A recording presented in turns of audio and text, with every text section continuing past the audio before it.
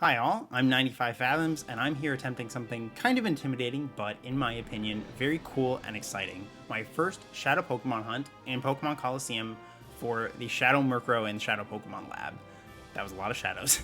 This actually was not the hunt I was initially going to go for my first Shadow hunt, but while playing through to set up for that different hunt, this one just kind of ended up calling to me. It's a hunt I've known I wanted to do in Colosseum at some point because I love Murkrow and I love Colosseum, and it just feels right for whatever reason for this to be my first Shadow Pokemon hunt. Colosseum is, of course, a very strange game for shiny hunting. If you're wanting to hunt in it yourself, definitely check out Absolblog's Pokemon's and Shiny Collector's videos on it. They're both really informative and helpful, and I'll link them in the description. But the long and the short of it is that it can result in some intimidating reset times, especially since you have to catch a Shadow Pokemon to check if it's shiny. This hunt won't be quite so bad in that respect since I'll have a Master Ball for it, which ordinarily is not available at this point, but the Japanese Colosseum bonus disc actually lets you send a Master Ball to the game relatively early on. There's no such official alternative for non-Japanese copies, but obviously there are non-sanctioned ways to get a Master Ball whenever you want. I would never inject a Master Ball into the game to do like early game Bayleaf hunting or something like that, but in my eyes, since it is legitimately obtainable, the Master Ball that is, this early in some version of the game, it feels like it's a legit way to hunt it to me, and it makes the resets consistent across both games, so, you know, you're not juggling like, oh, well, one game is still trying to catch it, but the other's already seen it. And maybe one day I'll look back on this hunt and say, well, you know what, I would feel better getting it without the Master Ball or doing it with two Japanese games instead of one Japanese and one English, because, you know, then the Master Ball is quote-unquote legitimate in both games. But for now, you know, I feel happy and fine going for it this way. I'm still going to be working for the shiny. I'm still hunting for it legitimately. It's not like I'm hacking in the shiny. You may be wondering, you know, well, why not just skip catching Murkrow here and move on to the rest of the story, get the Master Ball, and come back for it? And the answer is that you can't skip this trainer in the storyline, and once you've knocked out a Shadow Pokemon and you keep going and save, everything about it is predetermined, including shininess. We also know now that that's how you ended up with the dreaded uncatchable shiny Shadow, where it's shiny for the NPC and not for you once you've caught it. That can only happen on rematches, so I have to hunt for Murkrow at this point in the story. I can't progress any farther. Anyway, I'll stop rambling now and I'll get to the meat of this particular hunt. First, thanks to Majestic Pale, who has the only other video of finding shiny Shadow Murkrow I can currently find on YouTube. His video has some helpful tips for optimizing this hunt and helped me a little bit. Per these tips, I have on both games a Quagsire with Earthquake. You're not seeing my Japanese copy that I'm hunting on, but it's there. So my Quagsire, level 60, it's got Earthquake in the first slot. I've spent a very long time grinding it up to make sure it can outspeed and knock out in one hit the NPC's other Pokemon to get to shiny, or, well, it would be great if I got to shiny Shadow Murkrow, to get to Shadow Murkrow right away. And I've saved after opening the main door to the building and this little glass door here, so I don't waste any time on the animations there. And then we get to this trainer falling down from the ceiling, and this is the trainer who has the Murkrow. And because I only have a Murkrow in my or Quagsire in my party, it means that once I catch Murkrow, it automatically gets sent out into battle, which you'll see in a second here. But it makes the resets much faster because I don't have to like manually go and then check my party to see, you know, if Murkrow is shiny or not. I can just, you know, catch it and then automatically the game does it for me. It's just a little way to optimize it. Another thing, because I'm dual hunting this, if you ever dual hunt a Colosseum hunt, highly recommend getting yourself at least one Wavebird controller and two receivers, even if you don't get two controllers, because that's what I'm doing. I have two receivers. I have a receiver hooked up to each of my GameCubes and then one Wavebird connected to them both, so I can dual hunt with only doing one input. Especially for like having to navigate pathways and everything like that for like a slightly complex reset. It's really nice to be able to just do the inputs once. You don't have to be doing it on multiple controllers or anything like that. Makes it much more doable, even if the resets are still long. So anyway, let's catch this Murkrow here with my Master Ball and see if it's shiny. Of course it's not going to be, but you know, this is what the hunt is going to be. Yep, it is not shiny. So anyway, I will keep plugging away at this hunt, and I will see you when Murkrow shines.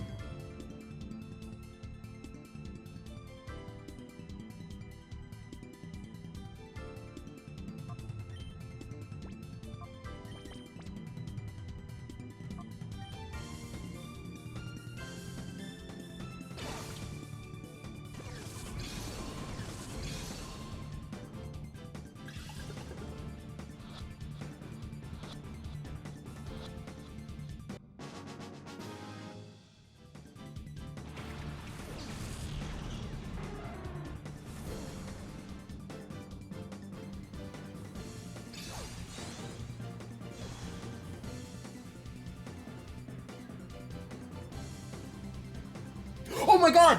Shiny Murkrow! Oh my god! I wasn't even looking! I... Oh my god. I was watching a video and I... Oh my god, my... That was only... Alright. I need to breathe. Alright, let me make a quick cut here and switch over to my single screen. 2,914 soft resets. Shiny Colosseum Shadow Murkrow. Oh my god, I'm shaking so hard right now. I'm gonna knock this out. I'm gonna get out of this battle and I'm going to go save right away. Oh my god. It's shined on the English copy, which I guess I have. God, that looks so good. I mean the border and the portrait. The shiny itself, I will acknowledge it's not the best shiny in Colosseum. Okay, alright, we have to go back and save right away. Right away. We're gonna unplug my controller from my Japanese system. Or, well, my region-free system that's controlling the Japanese game, because I don't want to save on that game necessarily. I guess I probably will, because I will probably use these same files to do other shadow hunts at some point. I'm annoyed that I wasn't even looking at the screen when it shined. I mean, the moment of seeing the portrait, it took a second. I wish I had seen it get released. Because that would have been, I guess I can always rewatch it and see how long it was sitting there before I noticed it. I'm a little concerned to find out how long it took. Oh my god. Shiny Murkrow. Shadow Murkrow in Colosseum. Well, okay. Well, you guys already saw it get thrown out into battle.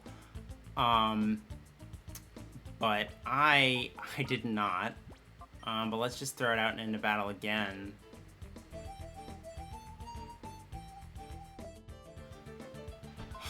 Alright, let's throw my shiny Murkrow into battle. I can't, no nature check or anything yet, because you have to do some purification before the nature will appear. I think it's like 2 bars down or something like that before you see the nature. Quagsire. Shiny Murkrow. I honestly can't, I cannot believe that. I can't believe that happened. Obviously, I knew that, like, if I started the hunt, eventually something was gonna shine. You know, shiny hunting is a sure thing as long as you keep going at it. The odds are low, but not that low.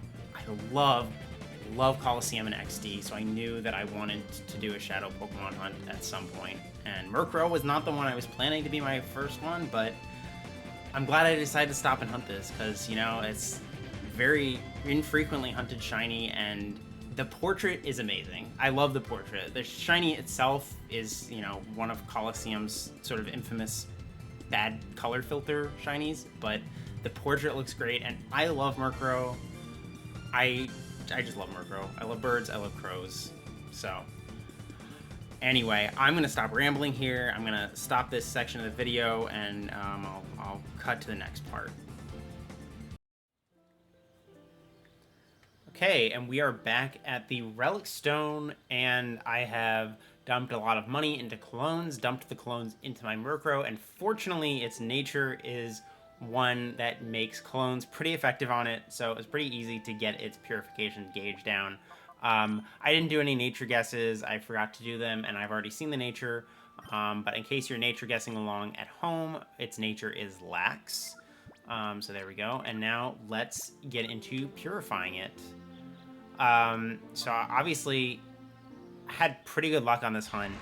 I was saying to myself, been working on my Moth Quest recently and had 35k for the first shiny and then 20k for the next one, which was a phase.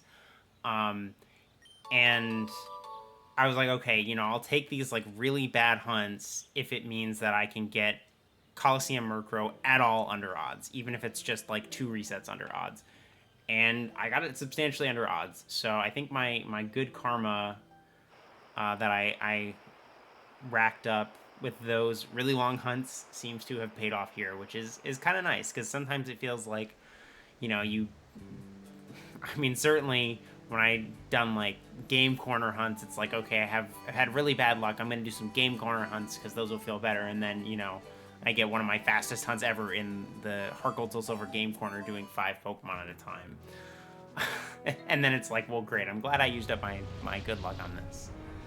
Anyway, so we're going to go to Pyrite Town right now to show off the shiny in the square here. We're just gonna fight a random trainer. I've been avoiding fighting these guys because they would be pretty easy hunts to do if I decided to do one of them. But I'm gonna reset anyway, so because I'm not keeping Murkrow purified, as I said, at least not for now.